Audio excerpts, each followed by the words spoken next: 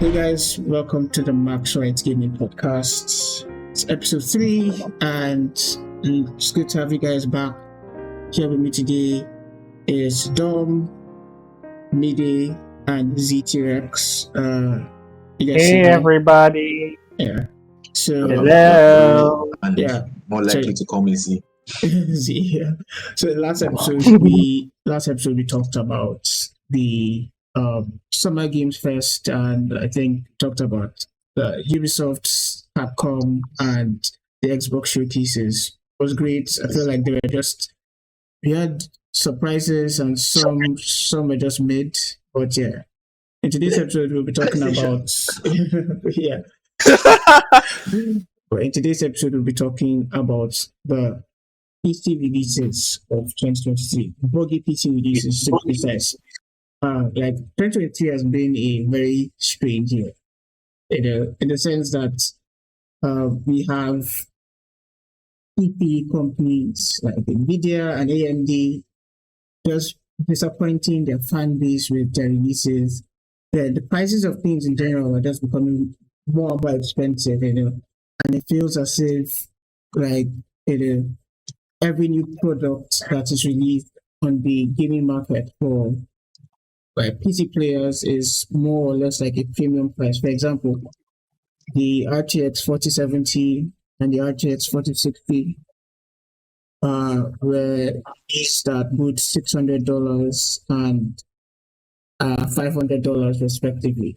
I think the 4070 Ti was $700, the 4070 was $600, and the 4060, that's the 16 gig variant is $500. The 8 gig variant is $400, and people are really saying that, like, for example, the GTX 1080, that was like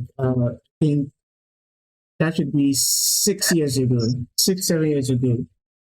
The top end card was $600, but now the top end card today is like 1,500. You have to sell a kidney and your heart to buy that. But it's just crazy. So we expect that the developers would be like, would just deliver. But starting from Forspoken, what did you guys think about Forspoken release? Like, people were just livid when that game was released because the performance was bad. And it's not simply like just the performance of the game was bad, but the game itself, people didn't like it. But just tell me what you guys think. Let's start with Forspoken. First of all, Yeah. I used to be one of the people that say no game flopped harder than Anthem. I'm still one of those people. No game was a disappointment more than Anthem in terms of potential, like the potential they had and the potential they realized being on two opposite poles of the planet. Bruh. Forspoken, on the other hand, is a game I admire for one thing and one thing only.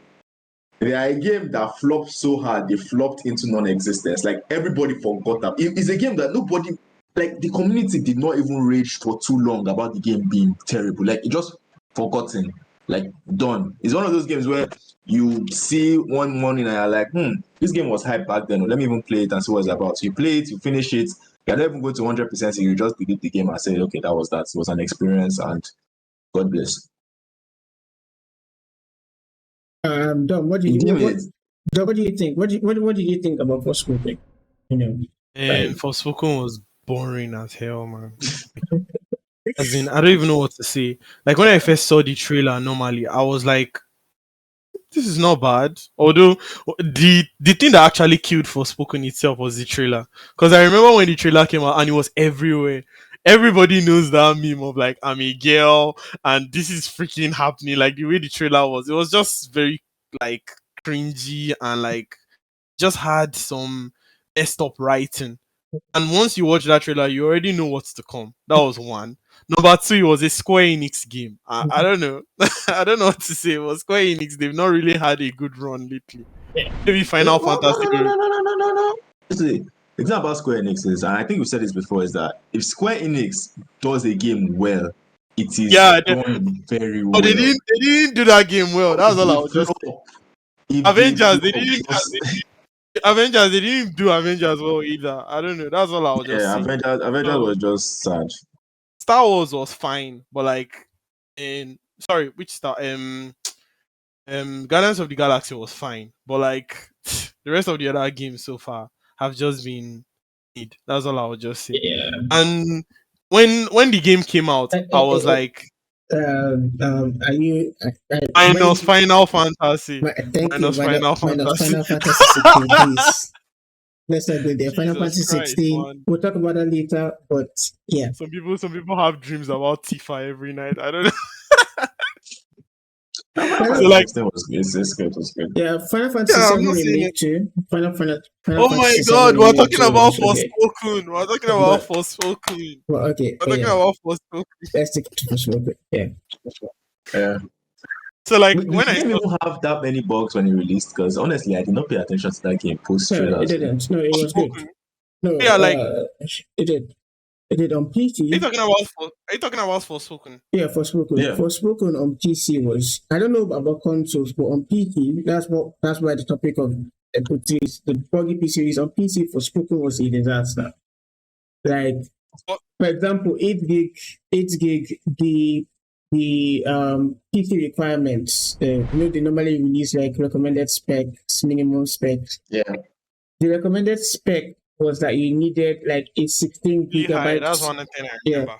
Yeah, it was really high. You needed like a 16 to 20 Really fucking gigabytes video card to play on high ultra, and like for medium, you needed like an 8 gig graphics card, and people thought that it was absolutely crazy. You understand, like even and things that the textures, you know how textures work on PC games. I don't know if Z and Media like high textures here could be for 8 gig video cards in 2023. High texture should be 8 gig, 6 to 8 gig.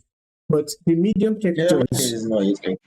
medium and low textures on 8 gig video on 8 gig cards was overshooting. Like the game was stuttering so bad. Like It was just. and I remember. the implementation of like shadows, ambient occlusion was just like the game was looking like PS2. It was looking like a PS2 game. That was how bad Forspoken was on this guy. It was just terrible. Like, and guys were like, how could you guys do this? They never optimize the game. Like, normally, like, let's say, for example, all the PlayStation releases so far, apart from The Last of Us Part 1, okay, God of War, what do you call this game? The 2 Spider-Man games, Spider-Man Remastered and Spider-Man Miles Morales. Then which other one released recently? This Alright, what Days I don't Gone. like when people count Days Miles Gone, Morales yeah. as a separate game. Yeah. I don't like Days- the people counting Miles Morales as a separate game. Yeah. It's like Oh my counting God, Far Cry we're talking Blood about Dragon as a separate game. Yeah. But Days Gone, yeah. Days Gone, all these games, yeah, when they release. And also what they call this thing, Uncharted, yeah. When they released there on PC, like the games I'm not saying that they were faultless, but like you would know that okay, this game they put in care with this port here. So Yeah. for spoken that they were making the game for PC Or PC. during developments, like We're not yeah, porting. porting. And it was that bad. It was just a disaster, man. It was just a It was complete just a disaster. disaster. Mide, what We've did not you even think? got into the story Mide, itself. yeah. Never got to story, but Mide, what did you think about Forspoken's release of PC? What are your thoughts, right? Like, What can I say about Forspoken's release in general? I remember being hyped for it when we saw the project when it was just called Project Athia, and I thought, okay, Bro. conceptually, this looks amazing. This is one of the maybe early, like this was one of the early gameplay concepts that would show the power of PS5 and everything. So we were all adequately hyped. The concept of basically playing some badass archmage who can use every element in the book sounded amazing on paper. The gameplay, the traversal, it looked good. It looked exceptional at a glance. Then, like Dom said, that trailer came out. It was So bad. it was a cringe. It was just a huge box of cringe. But I thought, okay, cringy dialogue aside, I do my best to try and ensure that a crappy story or crappy characters don't get too much in the way of good gameplay. Then the demos came out, and I watched some of my favorite YouTubers stream the demo live, and this is kind of the same thing I complained about when we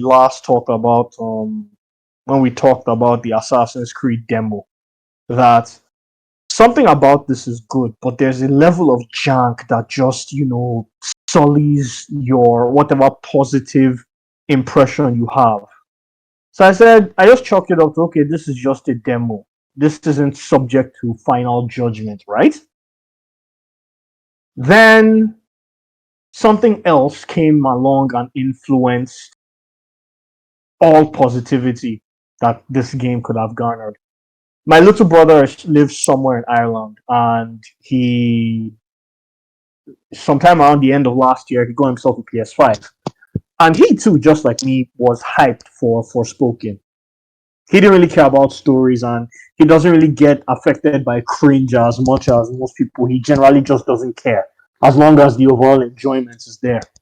So he said he downloaded the demo so he could, gauge his decisions on whether to buy it or not. If he enjoyed the demo and the reviews were good, he would happily buy the game. The following day, after he told me he downloaded it, I asked him, "So how was the demo?" And he said, "Look, all the shine and all the particle effects were fancy and whatever, but honestly, when I was done with the demo, I just felt bored. It was it was the prettiest, most boring thing he'd ever played." And from the demo alone, he decided, yeah, I don't want this anymore. Then the reviews came out, and he said, yep, I definitely don't want this anymore. And based on his testimony, basically just cemented how I felt about the game. All I could do was just laugh. And like Z and Dom said, this there's nothing. The game just died out as soon as it came out, and the first words that came to mind when you said it died was basically just was as forgettable as a fart in the wind. So yeah, that's my thoughts on Forspoken. It should be regarded like a fart in the wind. It came by, you took notice of it for a few seconds, and then you completely forgot about it. Yeah, On that topic, I should move on to the next disaster. The next I think the next disaster of the year. I think the next disaster of the year, in my opinion, would be. Well, I would say the next major disaster, because the categories. I would not say that, okay, they were just like they had some problems at launch. Then we have disaster and we have a major disaster. The next major disaster was the Red 4. We're going to keep that aside. We're going to just go to the next. We're just going to brush. Let us brisk over. I think the next major game that was released, on all platforms, but also on PC, was Resident Evil 4 remake. I think Resident Evil 4 was a success. No, it was a successful game. Generally, it was a successful release, but there was also a very slight problem, with PC users. Like, basically, they implemented a what anti-aliasing is in games. Yeah, and you know what DLSS is. You know what DLSS is, yeah. So basically, the implementation they used was kind of like outdated. So basically, I think Resident Evil 4 is an AMD sponsored game, so there's no DLSS inside it. You had to install a mod to enable NVIDIA DLSS. So basically, there was only AMD's FSR. That is AMD's version of DLSS.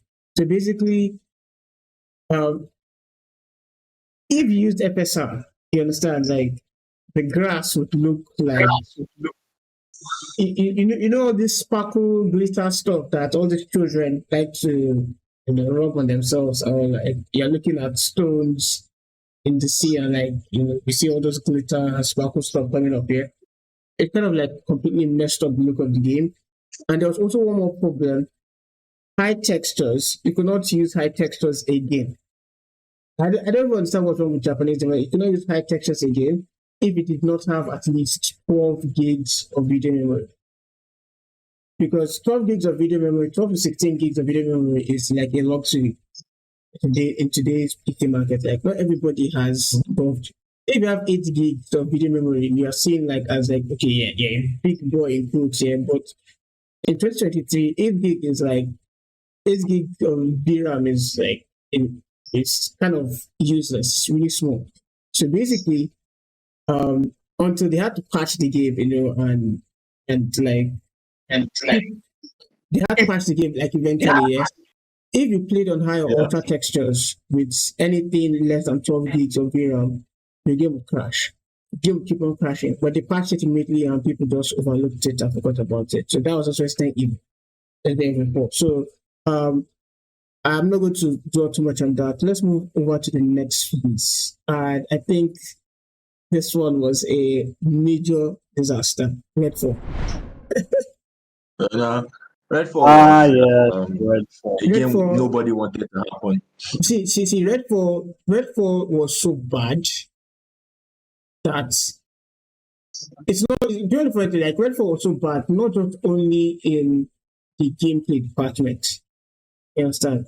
It was bad from also a technical standpoint on PCs to be specific. I don't know about the consoles. Consoles are mostly optimized when the Xbox. I think Redfall released on Xbox, but it wasn't on PlayStation, yeah?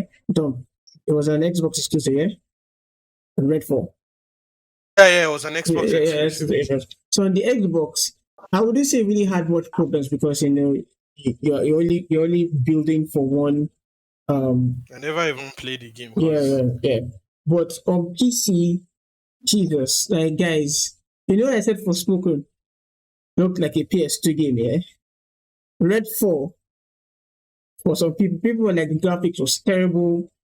Like if you like the game, normally Redfall has a cartoonish look to it, so you should not demand so much graphical power, yeah. But the game was looking like a PS1 game, and at the same time, the performance was bad. Redfall was a disaster. Like I don't know. What did you guys think? Maybe what was your thoughts on Redfall? Like maybe like from what you saw. My thoughts were anger and disappointment because this was Arcane Studios, and I'd always admired Arcane Studios because Arcane Studios made my favorite stealth game franchise of all time. Yes, I'm Assassin's Creed is not my favorite stealth franchise of all time. My favorite stealth game series is Dishonored. So with Redfall's announcement, I thought, with what we've been able to do in Dishonored, Arcane wants to give us a really, really cool vampire hunting first person shooter. The first trailer was okay. It was for a first trailer. It was good, and I thought I'll probably enjoy this. Then the actual gameplay trailers came, and it flowed by like an over. I had this. My main impression was just this overwhelming meh. It looked on a scale of 1 to 10, with 1 being very, very generic and 10 being very, very, exceptional. This was a 5. It was so generic that it couldn't be absolutely generic. It laid somewhere between generic and normal, and somehow that just blew it. It's a very dumb idea flowing through my head, but I felt disappointed, and I thought, okay, it may look generic. I'm judging it too harshly. Again, this is just an initial demo. Let it come out. It came out, and God, I don't remember the last time I saw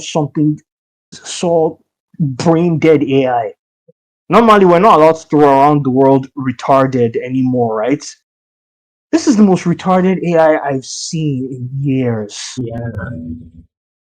The gameplay, the the little gameplay mechanics that I thought, okay, this may be fun, ended up being completely ruined and broken. The animations were so dead. Like, even Dishonored 1's animations didn't look so stiff. Hmm. And the other funny thing, I feel sorry to cut you short with you. You know the funny thing, like especially with the AI animations, like this was not just a problem on PC. This was a problem on the Xbox consoles too. And Yeah. like I don't think they were able to even fix it. I don't think they were able to fix it because it was just a core problem. It was a problem based on based on the develop from the developers itself. This problem must have been there early in development because AI of the characters is is one of the first things, after like concept building, after everything, you have to ensure that like everything works before you start pushing on polish. So I don't know what came over the guys at King Studios, the developers. Maybe they had a change of staff, maybe they run out of budgets, maybe pressure from Microsoft, and So the information is out. The information is out about what happened now. yeah. You've not read the article. No, I don't read the article. Well, can you enlighten us on Yeah, what? it was crazy. So what actually happened was that like Bethesda, I think what happened was like, from the beginning when Microsoft wanted to buy Bethesda, Hmm, Bethesda wasn't really looking like a very good IP to be honest, because they hmm, hadn't made any games and everything, you understand. So before Microsoft were about to buy Bethesda, they were like you should. Bethesda wasn't looking good, so Bethesda was like, okay, anybody that was attached to Bethesda or had worked with Bethesda or were publishing games under Bethesda, Bethesda was pressuring them like produce something so that we can inflate our like overall value and Microsoft will buy us and everything. So that was what probably happened with Arkane too. So that was it actually came out. I think it was Jason Schreier that released it. That it came out that it was like Bethesda was putting a lot of pressure on different this into like because one of the things that actually increases the value of video game studios is mostly just announcing games, not hmm, the game itself. If they Yeah. just announce the games, you know that yes, you know that Square Enix is releasing Final Fantasy, or you know that Capcom is releasing the next Monster Hunter. They're also releasing Street Fighter. They're also releasing this game and that game. They've not released it yet, but like once you hear all those things, investors will be like, yeah, like something's going to happen. So that's just what genuinely happened. Like them putting pressure on Akin to, produce something. That's just what I will say. Yeah.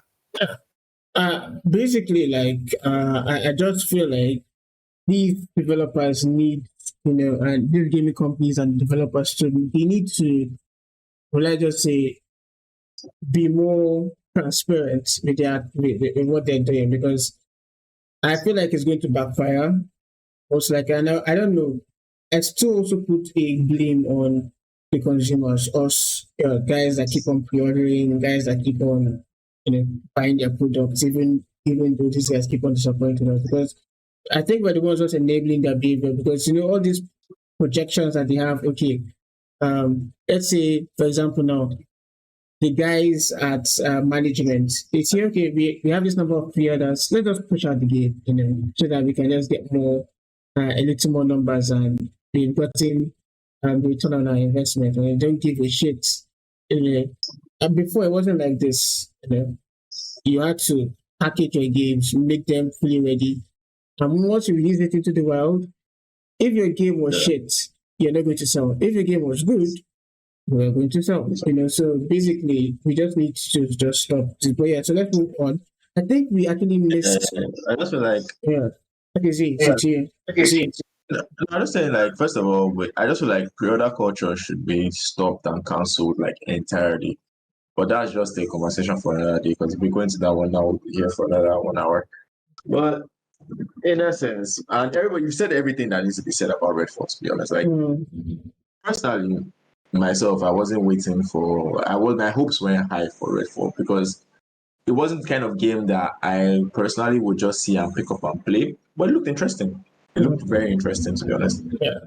But that kind of thing is when a game is not interesting to you or you're not really hyped for a game, you kind of put your ear to the ground for that game. You are not going to be influenced by hype. You're not going. Your eyes are not going to be clouded by sentimentality or more this game. Like for example, if an Assassin's Creed game comes out tomorrow, I will close my eyes and buy it because that's just me. But Redfall did not pick that interest in me. So my ears were on the ground. And once it dropped, and I heard the horrendous news. And this thing, I didn't know it dropped for PC. I heard it dropped for Xbox first of all, because I didn't know it dropped for PC. I was not hearing bad reviews for Xbox, and I wondered how bad would this game be on PC.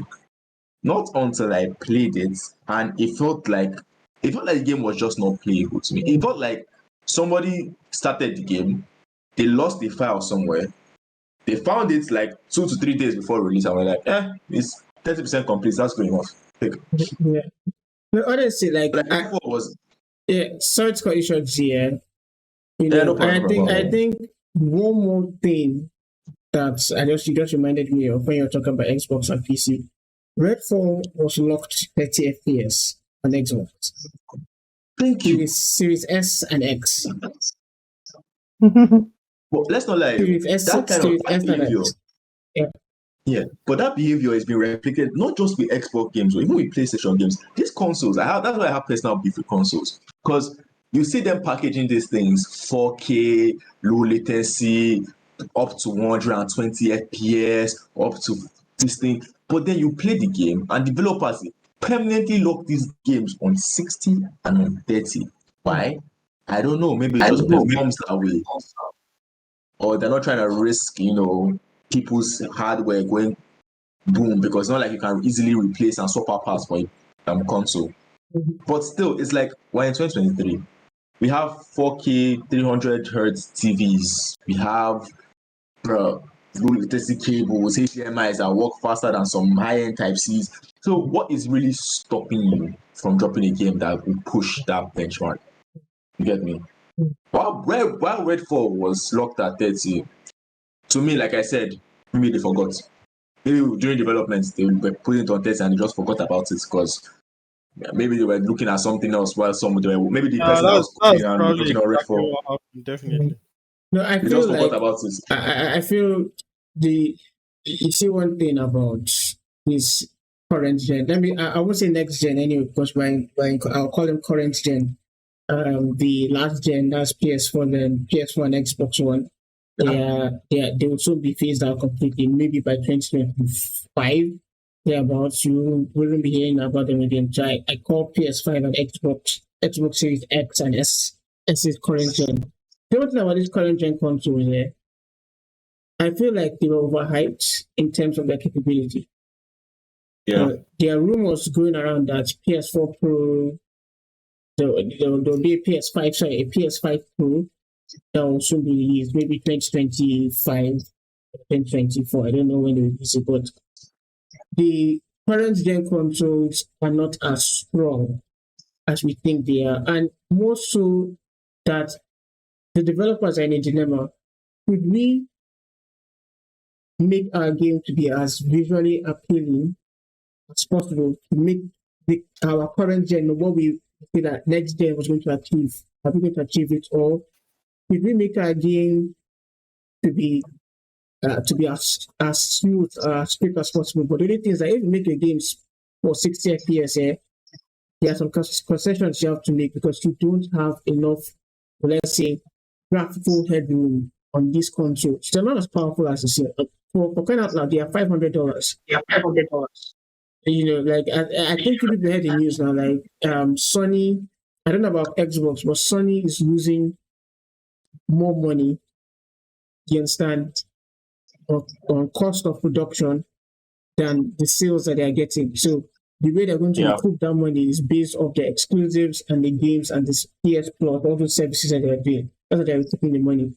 But I still feel like it's an engineering feat that they were able to pack that much power for $500 or less, even Series S. And those consoles are competing with PCs of like $1,200, $1,300, sometimes $1,500. So it's just like, oh my guys, like I feel like we should just be realistic, and people should just come down to earth. Like, okay, maybe we should just decide what we want. If we want 60 FPS, the developer should forget about graphics and make our game 60 FPS, because honestly, playing on 30, as you mentioned, they are 4K 300 hertz. So like, why would I, or 4K 120 hertz? Why would I be playing 30 FPS? You understand? And playing 30 FPS on those screens is actually really jarring for some people, you know. So that's basically it. Let's move on to, I think we missed one release on consoles and PCs in general, Dead Space remake. I forgot to mention that. What did you guys think of Dead Space remake? Perfect. Space remake. A very good, like properly executed. I won't lie. Yeah. The game built up a decent enough hype. Yeah. When they dropped the game, it was just the game. Like I said when we were talking earlier with Assassin's Creed Black Flag remake or remaster. Sorry, if you have the formula, copy paste graphical improvements, you are good to go. And that's exactly what they did with the game. Yeah, and It took some things around. It took some things around, sure, but it wasn't things that would make or break the game. Yeah.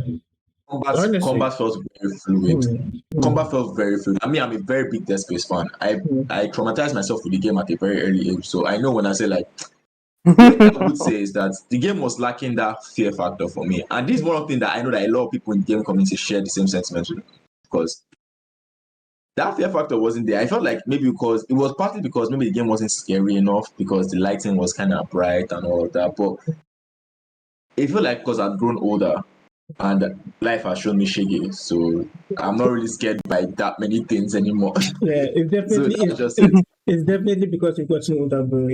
I'm pretty sure if you show that game to 7, 8, and they should not even be playing the game anyways. Maybe 10, 12-year-olds, yeah, they'll definitely get scared. They'll be terrified. You know? But that's the thing, the game was just executed. Like, it's just like good tea in the morning. It was just good, not complaints whatsoever. I feel like they had a few bugs at launch, but none that I really heard about all that much. Get me? And it was a fun game to play. So, very good.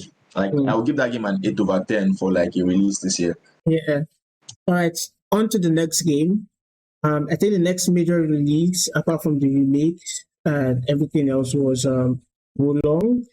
I won't call it a major release, but Wolong. Yeah, but I would like to just touch on it for the PC release. Wolong was okay.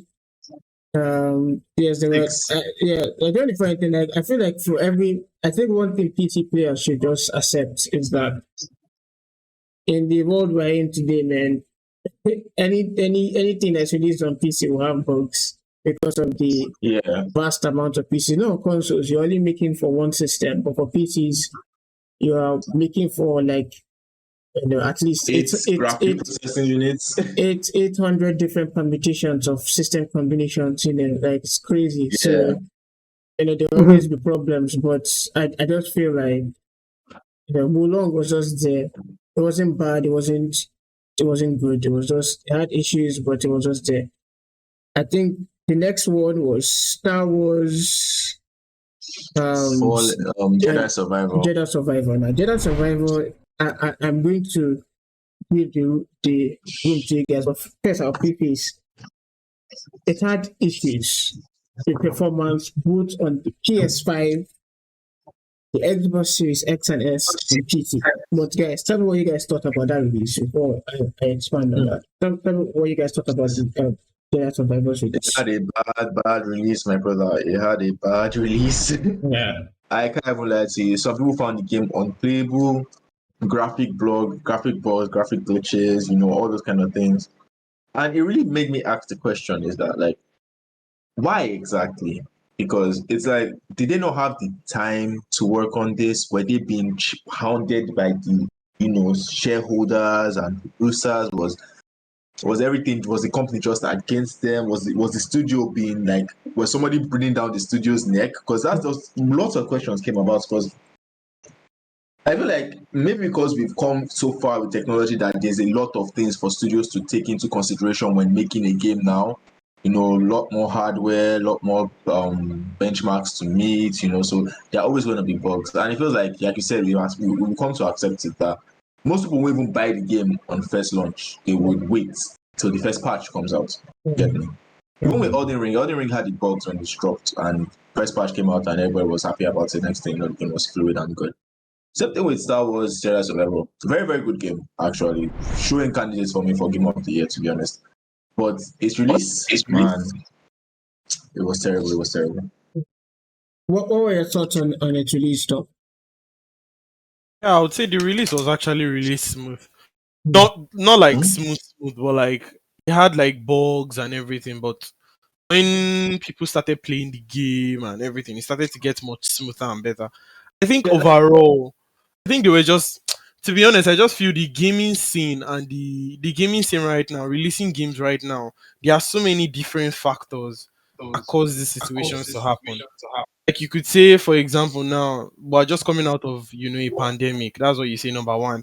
That's probably affected a lot of different chains and systems. You understand? There's also the war in Ukraine, so there are a lot of Ukrainian developers. Like now, I don't know whether you know the game Stalker 2, like Stalker.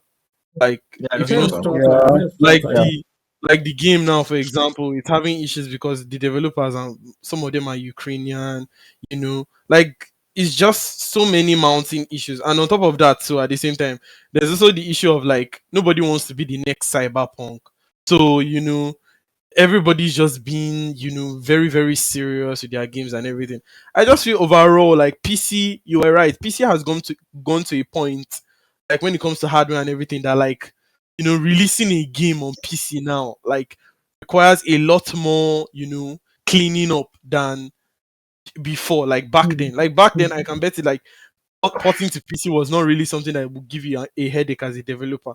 But now with like everything, the hardware increasing, you have to put a lot of effort into making your game better. So me, I just feel this is actually a lot better. It mm, gives a lot more developers and studios to actually say, yeah, sure, we're porting to PC. So you guys, you better like sit up and like mm. check everything and everything. Make them more serious. Because this is not the only thing that I think, I don't remember. Was it last year that Rockstar released their San Andreas and all those games?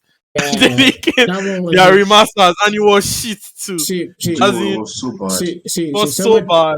No, the funny So thing, it the story behind that, I don't know, I don't call it, their remasters, not remakes, and the remaster was that they gave it remasters. to a small studio. It was not even, it was Gave it to a small outsourced. studio. It was outsourced. It's the same thing with Naughty Dog too. Mm.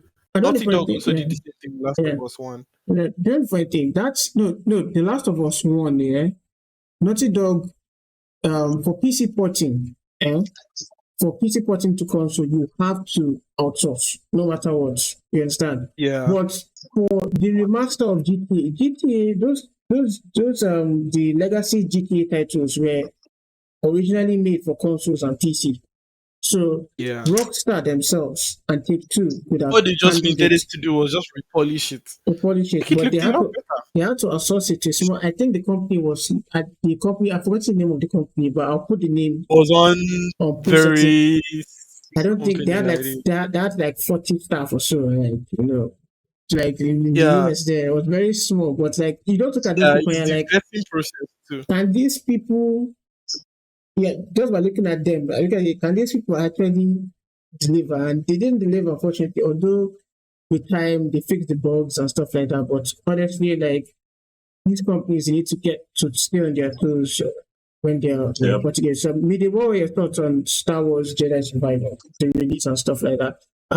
I know that you I don't know if you've played it, but I know that you know someone really close to you that got the game on PS5. So, what were your initial thoughts when you saw the guy playing it? Just give me a quick rundown with the day one patches and everything. Initial thoughts. Okay, initial thoughts before I even get on the whole day one patches issue. Initial thoughts. From the start, I knew it was going to be a good game. It was definitely going to be buggy. At this point, I've decided that there is no game that's going to come out that will not have bugs. It was probably going to have the average amount of bugs and everything, and yeah, as expected, it did. But bugs aside, my initial impression from even the first announcement was, hey, this is going to be good. It's going to be Jedi Fallen Order but better, and Fallen Order was already really good.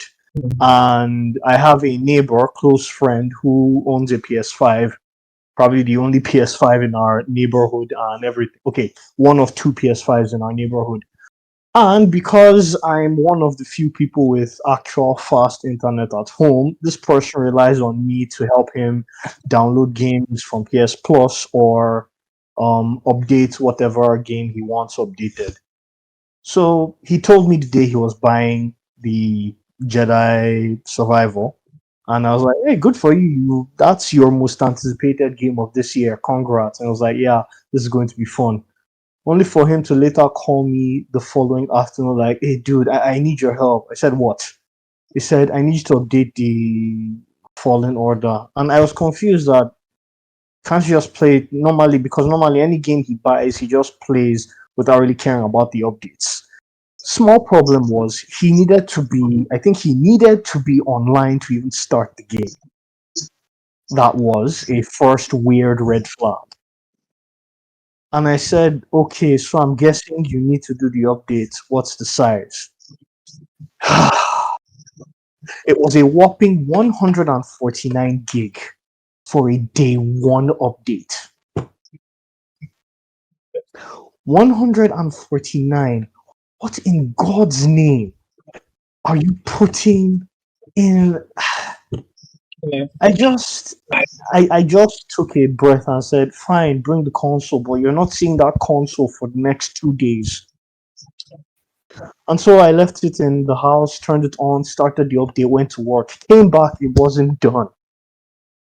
It was maybe halfway done, but left it to now finish downloading over the course of the following night. And then he came for it, and I told him, well, enjoy. You've officially run out of space on your PS5. I hope it was worth it. So, all in all, the pros about Fallen Order are it's an all round good game. The story is sound. Sorry, Jedi Survival. Yeah. I keep mixing that up. Forgive me. Jedi Survivor is an all round good game with a good story, good characters. The Merrin and Carl shippers, let's just say they were eating good this year. No spoilers, bro. Please, no spoilers over there. Yeah. Game's been out for almost 2 months. I don't care. But that's it. Overall, that's the pros. Cons are, like I said, middling glitches and issues, but the cost of repairing those issues are overwhelming. So that's my take. Yeah, personally, like I actually love like what you guys what your takes on Jedi Survivor. I would like to touch on something that I don't know if you guys know. I told you that at launch they had terrible performance issues here. PS5, Yeah. and on PS5 and Xbox Series X, there's the performance and the fidelity mode here. So on the fidelity mode for the PS5 and Xbox Series X and S, ray tracing is enabled there. So basically, it's supposed to play at 30 FPS. So there are certain parts, especially on I think when they on the part is it Tarazan or Karazan or whatever. I think I'll put it in post edit. Like there were certain parts of the game where like you, especially for Xbox Series X and PS5, the game is supposed to be locked completely to 30. You understand? Like 30 4K, you understand? And there's also like upscaling. So that means like the true resolution is level 4K, 30, 40p upscale to 4K. The game was dropping to like 25, 24, 23 frames per second, 22 in some cases. And the performance mode was not even helping, like especially when you go over to the second planet, because I think the first mission is on like one planet, and the second mission, like the performance was just terrible performance. Like it could not hold a stable 60. And the PS5 was better in performance than the Xbox, maybe because of the faster storage. Like it was able to stream data more easily. But yeah, it was terrible. PC was just another case entirely. RTX 49P is the most powerful GPU in the world, consumer-based GPU in the world right now, yeah? The game was so poorly optimized that the CPU, most CPUs, top-end CPUs were not able to utilize code from the game to make the GPU render the frame very well.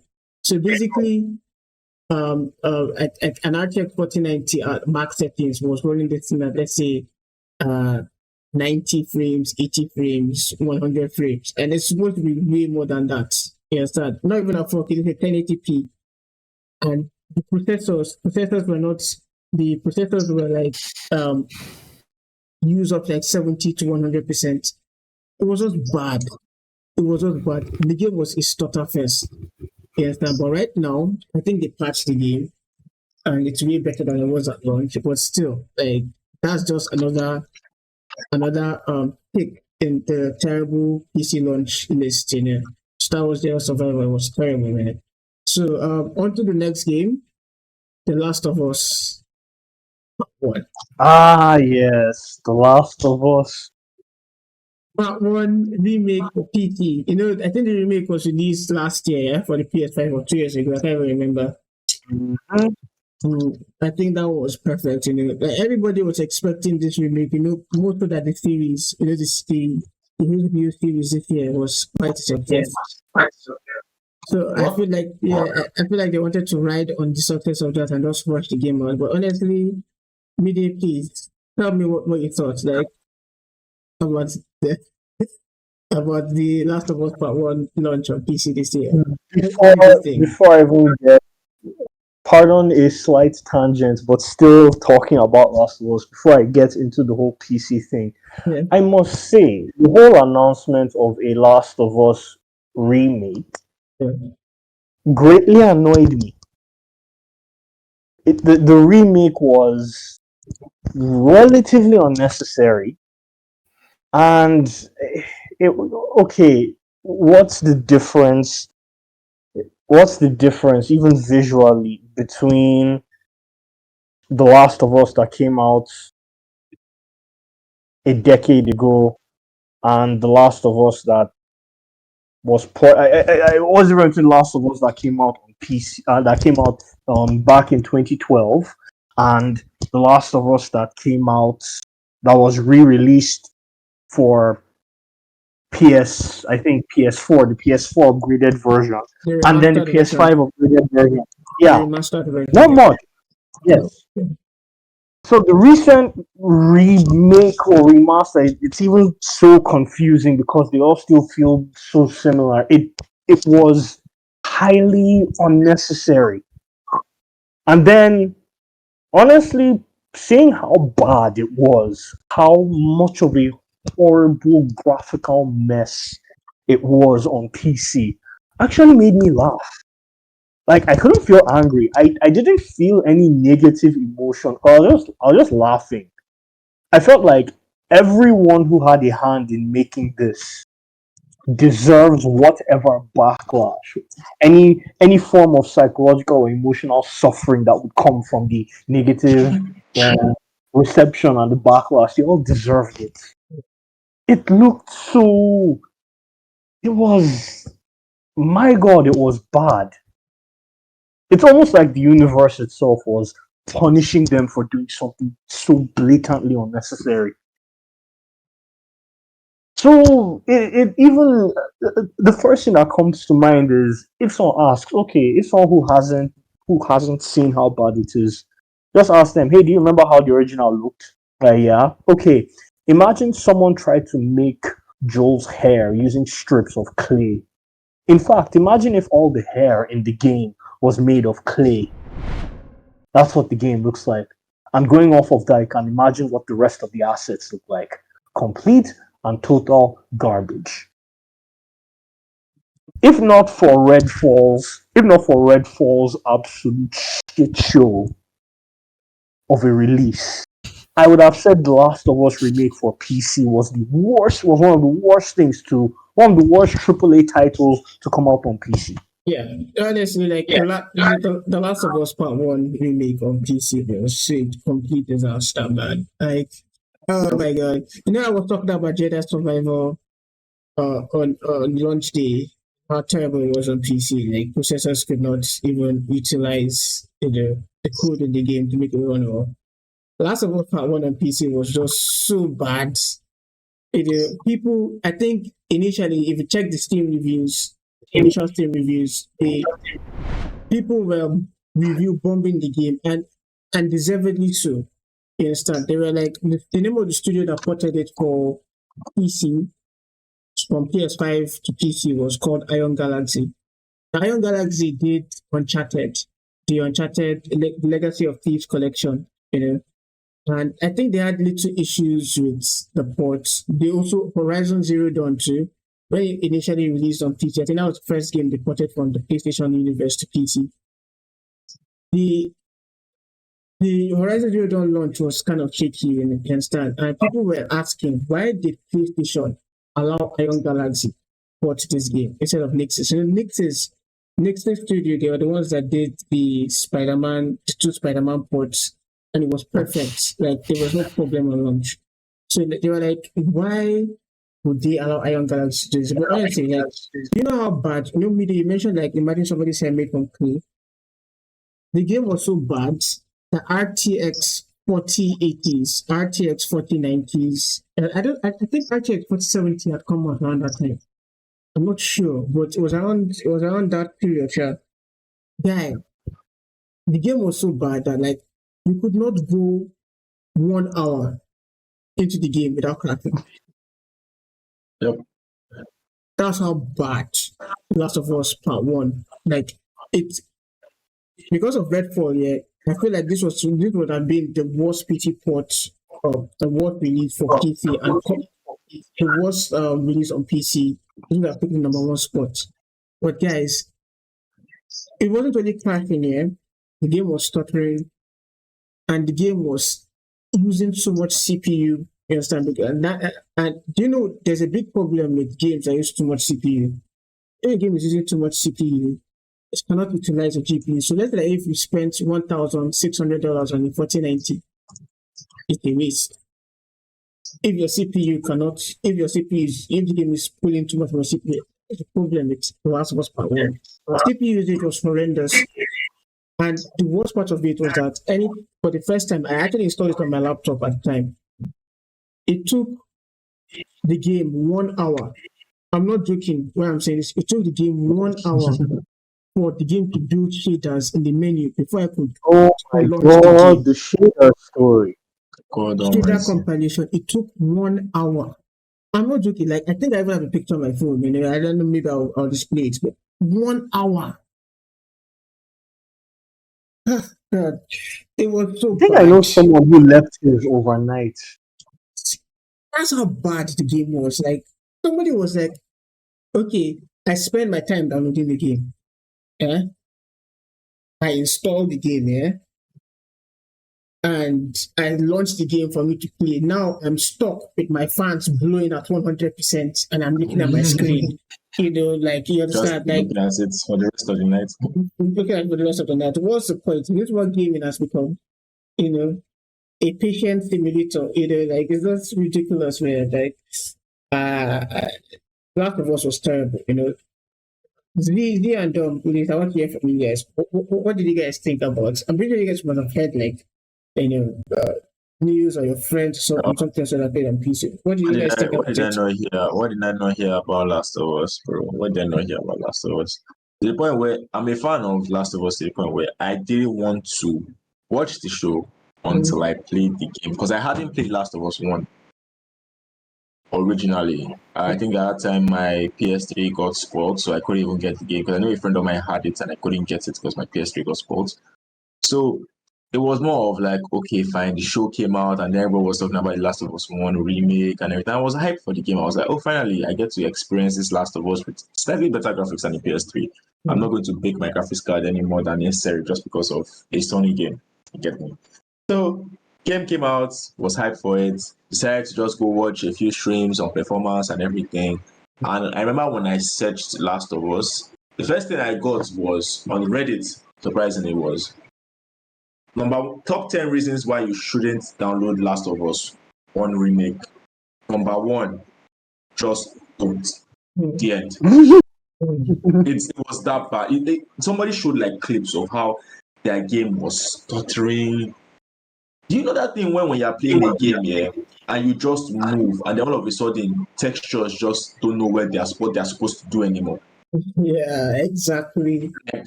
Yeah. No, and that's how I could relate to when he said like trying to make Joel's hair out of like clay. Clay. The whole map looked like clay. It looked like something someone would dream of when you describe them the Inception movie.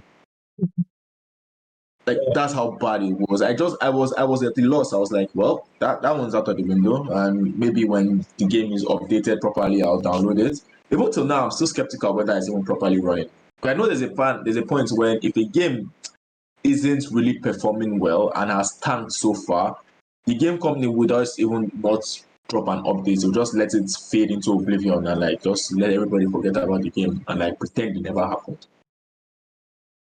I So think till now, like that I go on, think go on. based on the article question update, I think this is July 1st. Yeah, so I think earlier, I think mid June, they dropped the 11th pack. They packed the game like around 11 times or 12 times now.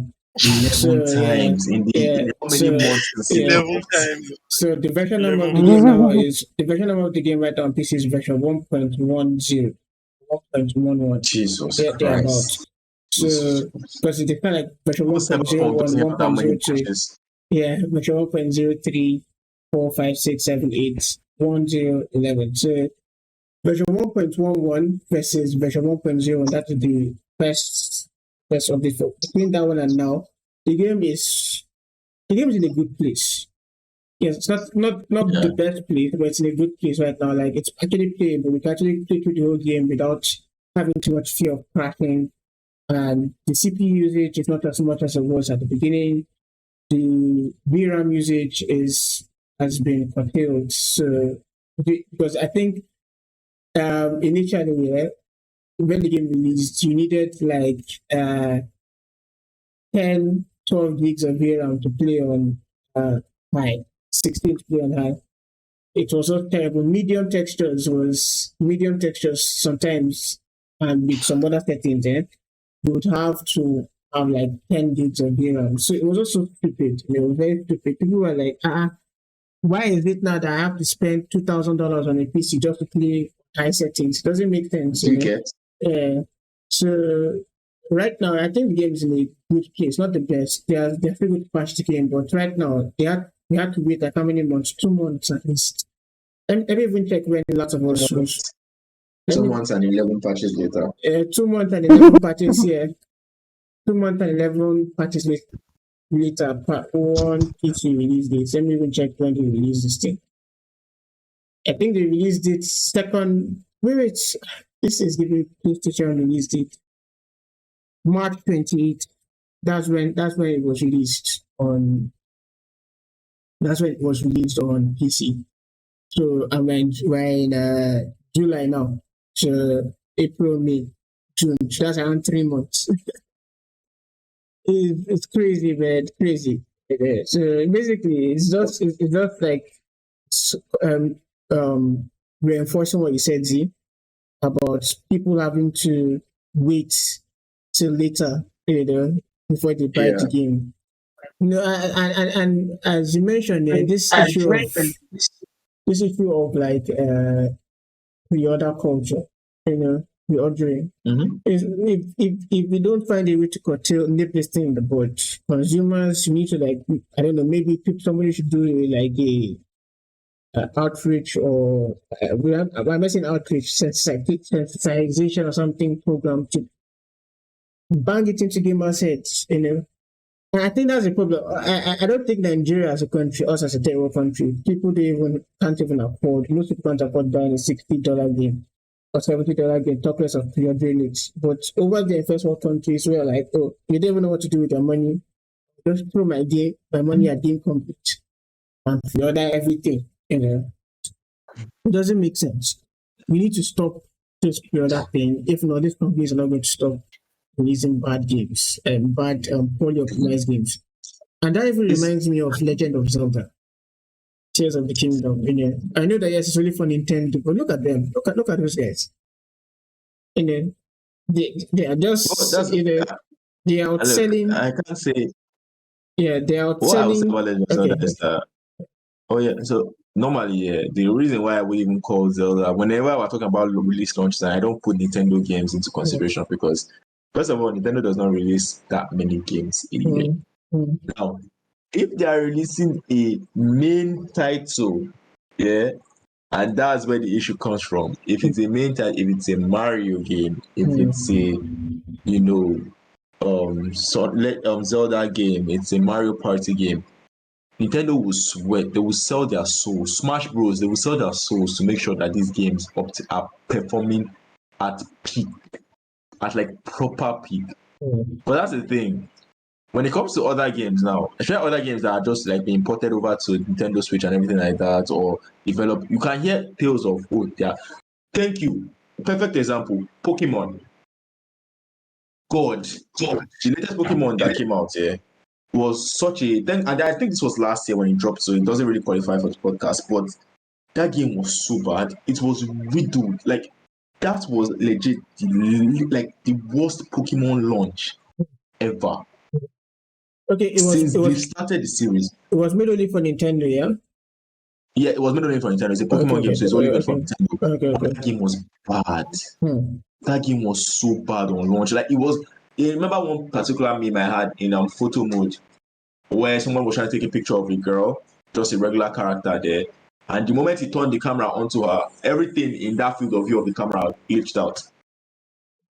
The bird was legit having a wing in its beak and a leg in where the wing should be. The girl's hands was backwards 360, sinking into the ground. The wall was out of texture. The game was just so buggy upon release that nobody just knew. That's why everybody was complaining about like the fall of Pokemon games, because they've gone so far ahead. They've gone so far into the series where they're just doing whatever they like. They're dropping the poorly optimized game because they know that it's a Pokemon game. People will buy. You get me? It's one of the most popular franchises apart from the anime and merge. It's one of the most popular franchises on earth, Pokemon. And people, they can release legit. Just put batteries inside a cup of water and release it as a Pokemon game and it will sell. Well, yeah. That I think if you check on the most valuable franchises in all of media, I think it's a list on Wikipedia. I don't know if you guys could check that out. I think I'll put it on the screen. I think Pokemon is the top. Yeah. I think Pokemon is top. It's like legit one of the biggest franchises out there. I think it's the biggest in the world. Like in movies, merch, everything. Like it's just ridiculous. I was like, oh my god, how can the company have? How can a franchise have so much money on their team? You know, like the number is in billions of tens of like 70, 69 billion. I can't remember. What ridiculous number. The next franchise after Pokemon is like it's not even up to half of what it has. So you actually right see like people would buy, you know, and it's just quite sad. But anyway, Sha, that's basically it. I think we've hit like our 1 hour mark. We don't want to extend too much, you know, don't want to waste too much time on this podcast. I think like we hit exactly 1 hour. And thank you guys for having watching the podcast. It's been fun. Oh, by the way, before we even close here, I would have loved us to touch on Final Fantasy 16, although it's a PS only release. For at least the first 6 months. I can see you rolling your eyes back there. Yeah, but really see guys. Yeah. I'm not rolling my eyes. My eyes are just paining me. Yeah.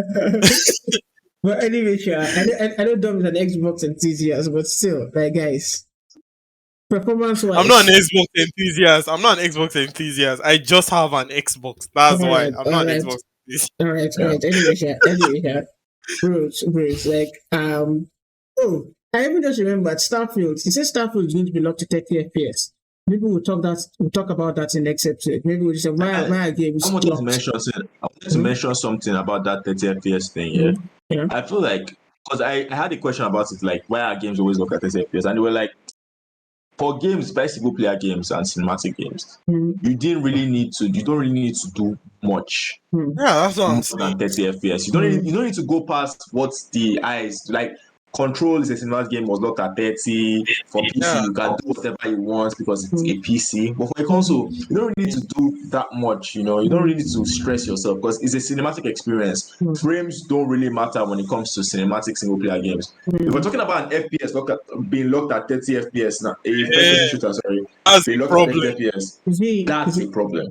Thank you so much for just your insights like this. Like I actually really thought about deeply about what you just mentioned. Way back. I was like, okay, why would games, especially cinematic games like you mentioned in it, need to play? Why would people want 60 FPS for this kind of games? Because sometimes playing a game that is like let's say 120 FPS or 60 FPS or sometimes 240 FPS, it kind of actually changes the look of the game. There's a reason why most movies today are shot at 25 FPS.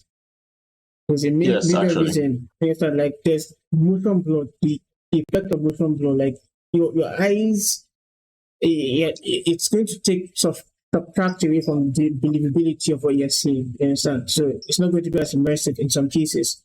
But for FPS games where like let's say reflex and twitch reactions at the order of the day, yes, you need higher frames, okay? And yes, I would love like to play at higher frames most of the time because I'm a PC player, but still, I do support what you said that sometimes 30 FPS is actually okay for some It's games. enough.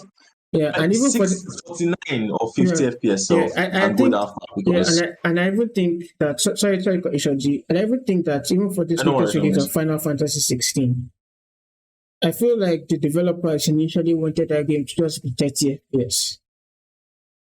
But then, because of pressure close to the release, they decided to add a performance mode to the game. And to be honest, that performance mode is just, you only play 60 FPS in combat, but when you're exploring the world, the game will start stopping because it can't keep up. Because the engine was not made.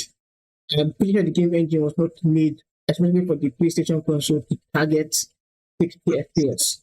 So basically, I feel like the demand for gamers, for consumers, so like every game should be 60 FPS. We should not try and be more realistic, especially for this current gen, PS5s and Xbox Series X and S. To just accept that many games will be 30 FPS. And the games that are 60 FPS, we should be happy that they're 60 FPS. So basically, that's it. Do you guys have any other things to say before we wrap up the podcast? I think we're good then. So thank you guys for watching. If we reach the end of the podcast, you said you wanted to talk about you said you wanted to talk about Final Fantasy. I also have something to say about that game. Okay. The real short, people should stop giving the Final Fantasy 16 so much hate because let's face it, like I've boiled it down to the amount of hate it gets, and it has gone into two parts. Final Fantasy elitists that are, saying that the game has changed so much during the years. Bro, Final Fantasy came out before most of us were even born. They were bound to change. Fine, they dropped the party system. I'm a fan of that, because when I played 15, I was like, wow. He said Final Fantasy came out before we were even born. Yeah, it's true. That's how it's true. Bro, the amount of old people that are fighting over that game, man. You know what? I feel like we should keep this information for our next episode. Yeah, let's actually keep it. Let's keep it in the next episode. Because actually there's a lot we have to talk about that in the next podcast. In next podcast, right? Because that Final Fantasy 16 release is so controversial. Like, like it's so bad that I've actually lost respect for reviewers. Some reviewers that reviewed that game was like, bro, is Final Fantasy that deep that you guys will actually allow your emotions to seep into your reviews? First of all, but that's for another episode. That's for another episode, guys, please. This game has won 16. I hope we don't spend the whole next episode talking about FF because it's basically that's what please, I'm on my knees. Please. Anyway, Sha, thank you guys. If you're watching this video, thanks for watching. I appreciate you guys coming for this podcast. And if you're watching this and you want to see what's coming up in next episode, make sure you hit that subscribe button. And next episode is going to be fun, heated, and probably we might even bring on more people. So, MaxWryte Gaming Podcast here. We'll catch you guys in the next one. Final Fantasy hits will be shared. Peace.